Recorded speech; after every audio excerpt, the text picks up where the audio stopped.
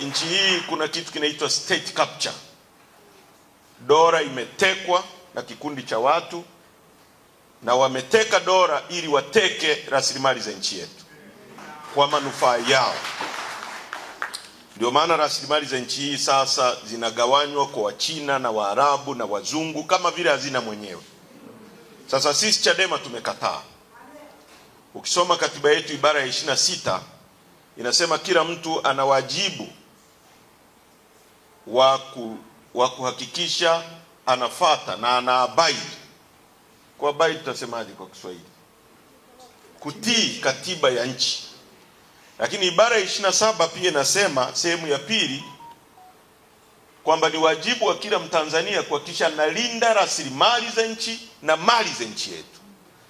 Kwa hiyo nataka nitoe position ya chama hapa, kwa sababu tuna vyombo vya habari na vitapeleka. Msimamo wetu wa kulinda rasilimali za nchi yetu na kuzipigania kwa tone la mwisho la damu yetu uko pale pale na hatutarudi. Tunaishi kwenye nchi yenye rasilimali nyingi, lakini watu wake ni maskini kwa sababu ya viongozi ambao wamejigeuza kuwa miungu watu, viongozi ambao wanafanya ujambazi kwa kulindwa na vyombo vyetu vya dola. Na hata wale wanaokemea wasifanye ujambazi huo wanashughulikiwa na vyombo vya dola. Wamemkamata Lissu, wanamfungulia kesi ya uhaini. Tarehe 20 mwezi wa 5 mwaka 2022 mimi nilikuwa miongoni mwa watu tulioteuliwa kwenda Ikulu na chama chetu kwenye kikao cha maridhiano. Na Rais Samia alituahidi kwamba cha kwanza, mambo yaliyofanywa na mtangulizi wake ikiwemo kuharibu uchaguzi wa mwaka 2019 na 2020, utekwaji wa watu, kudhulumu mali za watu, kuonea watu, hayatajirudia kwenye utawala wake. Hiyo ni kauli yake mimi nikiwepo Ikulu. Na akarudia kwenye vikao ambavyo tulifanya vya maridhiano, Kinana akimwakilisha, na tuna nyaraka ambazo hayo mambo yaliandikwa na yakasainiwa. Lakini chini ya utawala wake wametekwa maelfu ya watu, mamia ya watu, akiwemo mjumbe wa CCM wa mkutano mkuu anatoka kule Tarime anaitwa Daniel Chonchori. Ametekwa leo ni siku ya 25. Kila siku wanatekwa watu katika nchi hii. Wanapotea, familia zinabaki zinanungunika. Hebu jiulize wewe, mtu unayemfahamu mtu mzima leo apotee, hujui kama amekufa, hujui uomboleze, hujui ufanye nini. Hebu fikiria mtu huyu anavyotesa familia hiyo kwa kiwango hicho. Fikiria mtoto wako, fikiria ndugu yako. Yani chora picha wewe kwamba unaenda nyumbani, baba yako hayupo, hujui yuko wapi, hujui kama amekufa, hujui kama ni mzima, hujui chochote. Familia inabaki kwenye maombolezo kila siku, miaka baada ya miaka. Kwa jinsi Mungu alivyotuumba, mtu wetu akifa, tukimzika tunakuwa na amani, tunajua ndugu yetu yuko pale na tunakuwa tunamwangalia. Lakini mtu amepotea, mtu mzima. Sasa chini ya utawala wa Rais Samia watu wanatekwa, watu wanapotea. Lissu amekamatwa. Actually kabla ya Lissu, Rais Samia aliattempt kumpa mwenyekiti wetu wa wakati ule Freeman Mbowe kesi ya ugaidi, ya uongo. Hukumu ya kesi ya ugaidi ni kunyongwa mpaka kufa.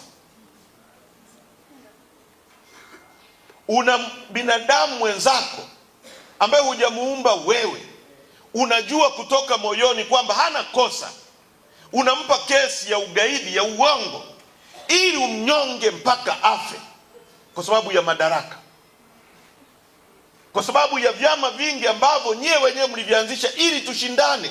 Sisi hatuko hapa kwa ajili ya kumsifia Rais Samia, tuko hapa kushindana naye, tushinde dola, tuweke sera zetu. Kwa sababu yeye yuko kwenye madaraka, anatumia vyombo vya dola kutufungulia kesi ya uongo ili tukihukumiwa tunyongwe mpaka kufa. Leo mwenyekiti wetu mwingine chini ya kipindi cha miaka mitatu ya Rais Samia amefunguliwa kesi ya uhaini, treason. Hukumu yake ni kunyongwa mpaka kufa. Rais Samia anataka Lissu anyongwe mpaka afe. Mtu ambaye alipigwa risasi 16 Mungu akamsimamisha.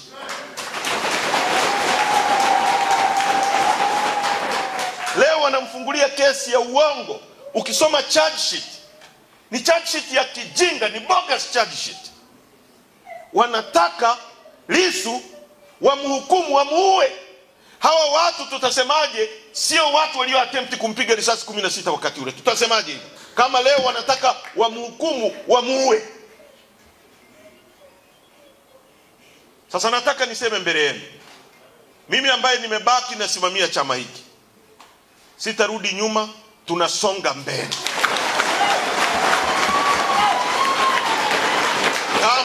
Kama walifikiri kwamba wakimkamata Lissu tutakwenda kuomboleza, Lissu atakaa ndani, sisi wengine tutasonga mbele. Wakinikamata mimi, wengine mtakao baki nje msonge mbele. Wakitupiga risasi, watakao baki nje wasonge mbele. Na hawataweza kuiua Chadema. Na kuanzia sasa, barua zao za hovyo hovyo ambazo hazina msingi, za kiuonevu, hatutazijibu. Wakitaka waifute Chadema kama wana nguvu hizo. Tunaelewana vizuri? ANC ilifutwa kabisa na makaburu wa Afrika Kusini. Kwa miaka 27 ulikuwa uruhusiwi kutamka neno ANC. Lakini ANC haikufa kwenye mioyo ya watu wa Afrika Kusini. Chadema haitakufa kwa sababu msajili anaifuta au si wanapiga mtu risasi au wanamweka mtu ndani. Chadema ni imani ya wananchi kwamba ni alama ya ukombozi, ni alama ya maisha bora. Sio swala la Lissu, sio swala la Heche, wala sio swala la mtu mwingine yoyote. Ni swala la imani ya wananchi kwamba hiki ndio chama kitakachowapa ukombozi wa kweli. Tunaelewana ndugu zangu? Kwa hiyo tunasonga mbele. Wamemkamata mwenyekiti wetu, kesi ya uhaini ya uongo, kwa sababu amesema madini ya nchi hii yanachukuliwa, yanakabidhiwa kwa wageni. Tulikuwa mkoa wa Ruvuma, tunakutana na maelfu ya maroli yanasomba makaa ya mawe. Tutazungumza kwenye mkutano wa hadhara. Watoto wetu wanabaki maskini. Makaa ya mawe ni utajiri ambao Mungu ameweka hapa ili tukianza kuchimba chuma tuwe na uwezo wa kukiyeyusha, kwa sababu umeme unaoweza kuyeyusha makaa ya mawe kwa gharama ya chini ni umeme wa makaa ya mawe. Sisi tuna chuma hapo Ludewa. Unapochukua makaa ya mawe unagawa kwa Wachina, wanaenda kujenga uchumi wao. Siku ukitaka kuyeyusha chuma chako, utaenda tena kununua kutoka nje urudishe ndani. Kuna akili hapo ndugu zangu? Kuna akili hapo? Tunapoyasema haya, wanataka kutufungulia kesi ya uhaini. Lissu amesema tuasi dhidi ya mifumo miovu, mifumo kandamizi. Hii sio kauli ya Lissu, ni kauli ya Mwalimu Nyerere. Alisema nchi hii inahitaji vijana jeuri watakao asi dhidi ya mifumo kandamizi, na sisi tuko tayari kuasi dhidi ya mifumo kandamizi. Hatuko tayari kwenda kwenye uchaguzi ambao tunajua mshindi tayari, na wameshaanza bungeni. Mnasikia wanasema Rais Samia amteue Majaliwa kuwa waziri mkuu. Wabunge wa CCM wanasema hivi. Alafu kuna mwanachadema anasema twende kwenye uchaguzi wa aina hiyo ambao tayari wao CCM wanasema rais yupo, na tayari wanataka wateue waziri mkuu. Tayari wanasema Nchimbi ni makamu wa rais, anapewa protokoli za kimakamu wa rais, analindwa na vyombo vya dola, na nyie mnataka twende kuraba stamp uchaguzi wa aina hiyo? Twende kuupa uhalali uchaguzi huo? Rais Samia leo anaona mtu anayeweza kushindana naye, kama tukiamua labda kwenda kwenye uchaguzi ni Lissu, anampa kesi ya uhaini. Nataka tushiriki mambo haya? Nataka tushiriki mambo haya? Tumesema no reforms, na hatuwezi kurudi nyuma. Ndio msimamo wa chama chetu. No reforms, no election. Ndio msimamo wa mkutano mkuu wa chama, ndio msimamo wa baraza kuu la chama, ndio msimamo wa kamati kuu ya chama, ndio msimamo wa viongozi mliowaweka, mkawapa amri na watasimamia amri ya mkutano mkuu, sio amri ya mtu mwingine yoyote kutoka nje. Sasa tulikuwa Ruvuma, RPC ananiambia mkitaka kuzungumza hapa msizungumze no reform. Nikamwambia kama unataka kuwa sehemu ya maamuzi ya nini kisemwe kwenye chama chetu, njoo uwe mjumbe wa mkutano mkuu na utakuwa na sehemu ya kuamua.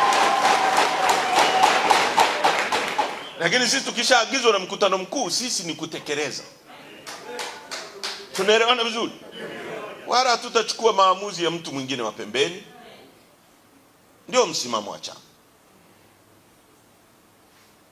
Kesi ya uhaini, bogus case, ndio mara ya kwanza kwenye mfumo wa vyama vingi kiongozi wa upinzani unayeshindana naye unampa kesi ya treason, kwa sababu amesema uchaguzi unaibiwa. Nani hajui uchaguzi wa nchi unaibiwa? Leo wanatuambia sisi tukasaini maadili, kwamba tusipo saini maadili tutaondolewa kwenye uchaguzi.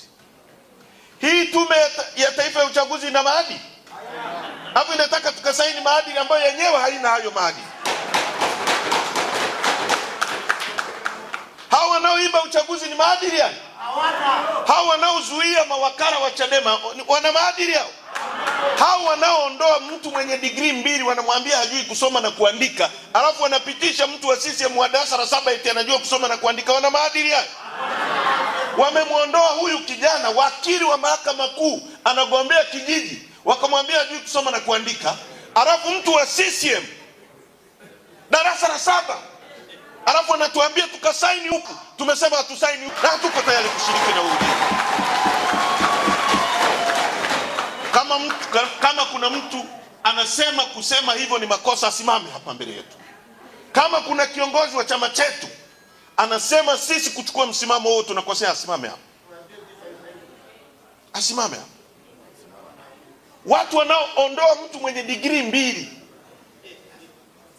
kwamba hajui kusoma na kuandika, alafu mtu wa darasa la 7 kwamba anajua kusoma kuliko mtu mwenye degree 2, alafu anatuambia sisi tukasaini maadili. Maadili gani? Jaji Mwambegere, una maadili gani? Wewe unatekeleza unachoagizwa na bosi wako Samia Suluhu Hassan, ndiye aliyekuteua. Tume ya Taifa ya Uchaguzi ambayo Omar Ramadhani Mapuri, katibu mwenezi wa CCM, ni miongoni mwa makamishna 5 wa tume, tunaambiwa tukasaini maadili ya hiyo tume. Katibu mwenezi wa CCM ni mjumbe kwenye hiyo tume. Atatutangaza sisi au atamtangaza mwana CCM mwenzake? Mkurugenzi Kairima ni mteule wa rais, anatuambia sisi tukasaini maadili. The struggle continues, no turning back. Jambo jema sio lazima wakaliona watu wengi. Wanatutishia kwamba Chadema itakufa tusiposhiriki uchaguzi. Uchaguzi gani? Chadema itakufa hii. Na ife kama tasimamia jambo la kweli na watu wasijue kwamba tunasimamia ukweli, na ife kuliko kuwepo inasimamia uongo. Kuliko tuwe na chama kinachosimamia uongo. Tuko tayari sisi wengine kuacha hii siasa. Kama viongozi wetu mnataka mimi na Lissu tusimamie uongo, mimi siko tayari kuwa sehemu ambayo na riski maisha yangu na wakati wote na windwa, alafu nasimamia uongo na ukataa CCM. Mimi na nafasi ya kwenda CCM nikapata nafasi. Nimekataa kwenda kuwa sehemu ya uongo. Alafu mtu ananiambia niwe Chadema kwenye sehemu ya uongo huku na riski maisha yangu. Si bora niende kwenye CCM ambako nitakuwa sehemu ya uongo alafu sina riski yoyote ya maisha? Mnanielewa vizuri? Hatutakuwa tayari kusimamia uongo. Jambo la mwisho katika hotuba ya ufunguzi, kuna karatasi za madai, petition. Tunahitaji kila mwanachadema anayepinga, na Mtanzania na maaskofu mko hapa, nendeni nazo kwenye makanisa yenu. wanaopinga wizi wa uchaguzi wasaini kwenye karatasi za petition hizi hapa. Vita hii bado mbichi sana, wasijidanganye. Hakuna uchaguzi bila mabadiliko, haupo.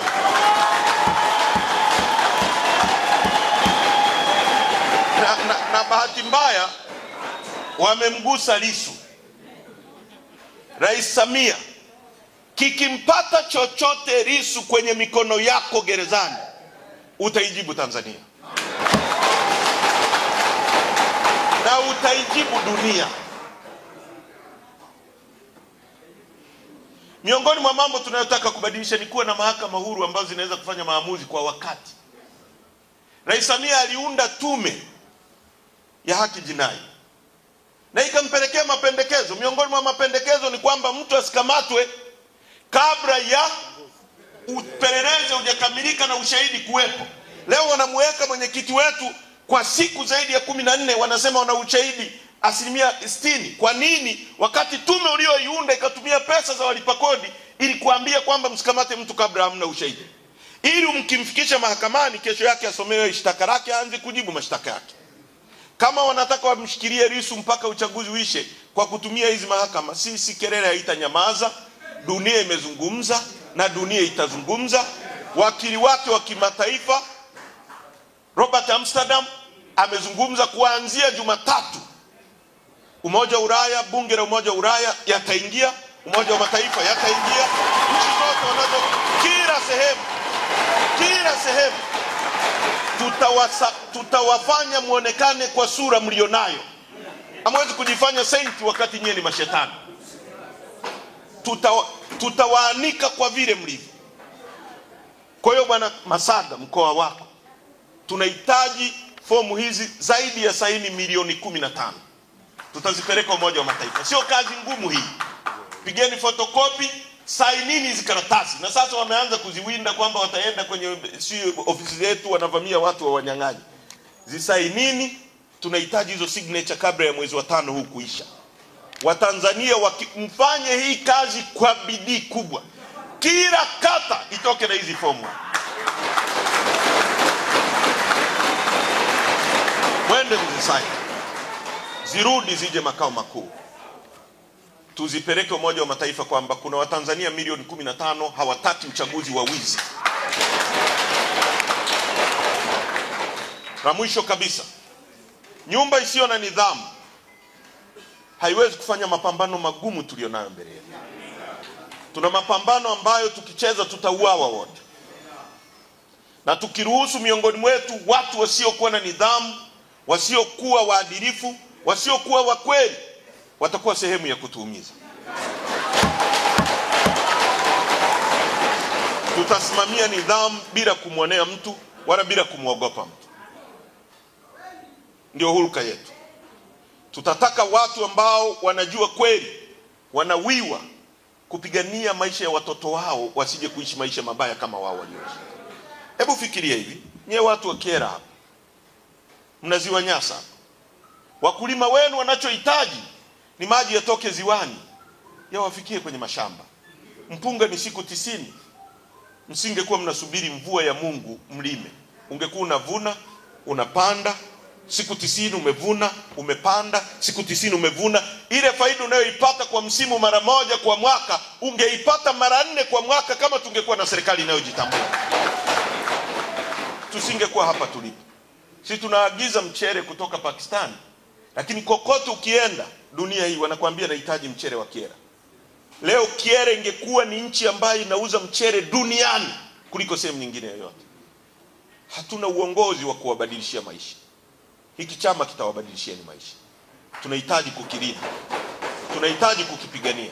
Najua miongoni mwenu kuna watu wengi wanapigania hiki chama. Kama sisi wengine tunavyojitolea, tunalala barabarani, tunaendesha magari yetu binafsi, tunatumia mafuta yetu, tunaomba ili tuwafikie. Na nyie mnajipanga, mnajipigania, mna kodi kumbi, na kodi vyombo. Tuwe na nidhamu katika kupigania chama hiki. Nataka kwenye kikao cha leo tusilete mambo ya ushabiki. Tuzungumze mambo ya ukweli na tulenge katika kutibu chama chetu. Nimeenda kwenye kikao kilichokuwepo Njombe.